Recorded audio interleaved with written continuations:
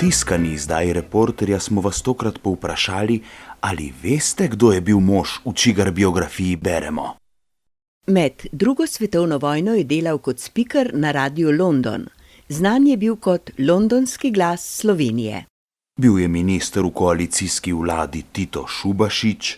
Leta 1947 ga je jugoslovanska komunistična oblast na Nagodetovem procesu obsodila na smrt. Njegova glavna krivda je bil njegov prevod Orwellove Živalske farme. Kazen so mu kasneje spremenili v 20 let prisilnega dela. Po 4 letih in pol je bil zaradi bolezni pogojno izpuščen. A kmalu nato je postal žrtev javnega linča, ki so ga uprizorili mladinski aktivisti, agentje jugoslovanske tajne politične policije. Pri tem linču je utrpel resne, domala usodne poškodbe. Kdo je bil ta mož? Ne, seveda ne, to ni bil Mitja Meršol. To je bil pravnik, filozof, prevajalec in politik Boris Furlan. Prav ste slišali. To je bil pravnik, filozof, prevajalec in politik Boris Furlan. Z Mitjo Meršolom je bilo malce drugače. Danice, pojačaj radio do daske. Možda neko prisluškuje.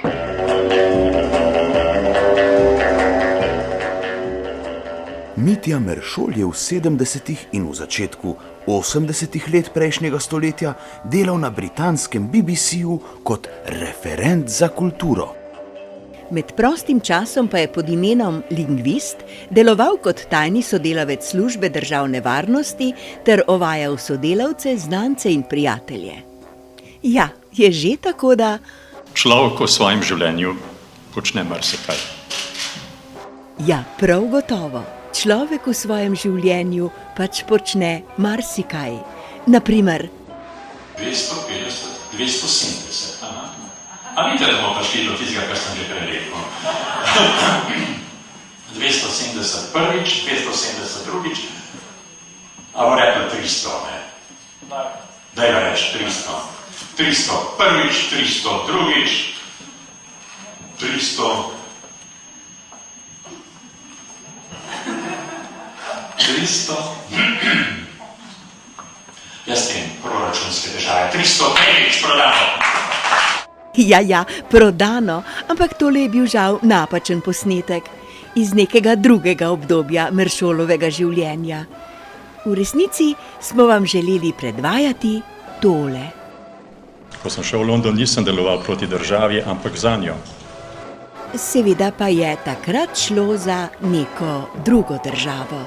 Živeli smo tedaj v drugi državi, Jugoslaviji, ki smo jo takrat klicali domovina, v drugačnem sistemu in okoliščinah.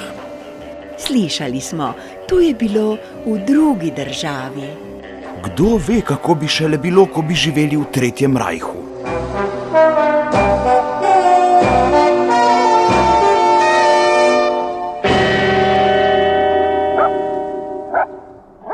No, ko se je Mitja Meršol vrnil v domovino, za razliko od Borisa Furlana, vsekakor ni bil deležen nobenega linča, ki bi ga nad njim uprizorila drhal. Nasprotno. Na zadnjih volitvah so ga ugledni prvorazredni državljani izvolili za poslanca Jankovićeve Pozitivne Slovenije. In ko je lingvist Mitja sklenil, da kljub aferi ne bo odstopil, se je zanj zavzel sam predsednik države Danilo Türk, ki vedno najde toplo besedo, če že ne kakšnega odlikovanja za zaslužne sodelavce. Kljub težki prtljagi, ki jo nosi seboj, so Meršola podprli tudi kolegi, poslanci Pozitivne Slovenije. Kako tudi ne, ko pa marsikdo med njimi tudi ni čisto brez tovrstnih kufrov. Še en kufrček imam, še en kufrček imam, še en kufrček imam, še en kufrček imam. En kufrček imam, pezdirju ga dam. težavah s kufri pa je v tem tednu potožil tudi enfant terrible slovenske ekonomije, energetike in bančništva. Rado Pezdir. Ravno zaradi tega, ker sem imel poln kufer tega, da se vedno, ko se kamere izključijo, potem pa vsi govorimo o tem, v javnosti pa ne. Ja, Rado Pezdir je imel poln kufer tega, da ga zasledujejo tipi s kufri, mu rinejo kufre v roke in ga silijo v korupcijo. Še en kuferček imam. Še en kuferček imam. Še en kuferček imam. Še en kuferček imam. En kuferček imam, Pezdirju ga dam.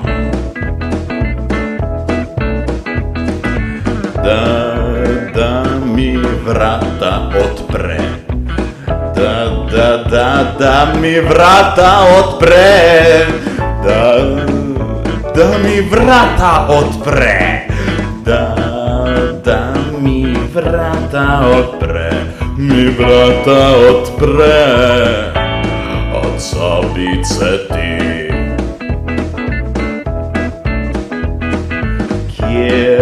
Kjer minister sedi, kjer minister sedi, kjer minister sedi, kjer minister sedi, minister sedi in posle deli.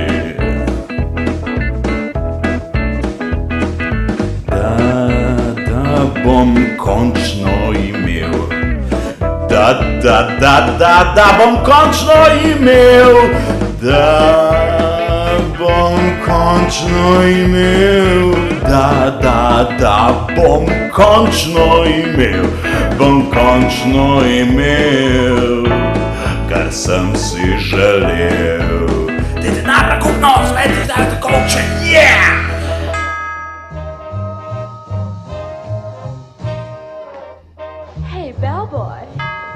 Ampak zdaj bo pa zadevo vzela pod drobnogled protikorupcijska komisija.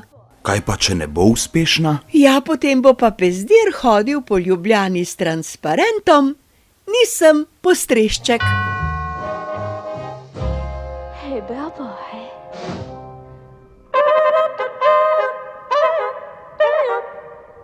Hey, bellboy.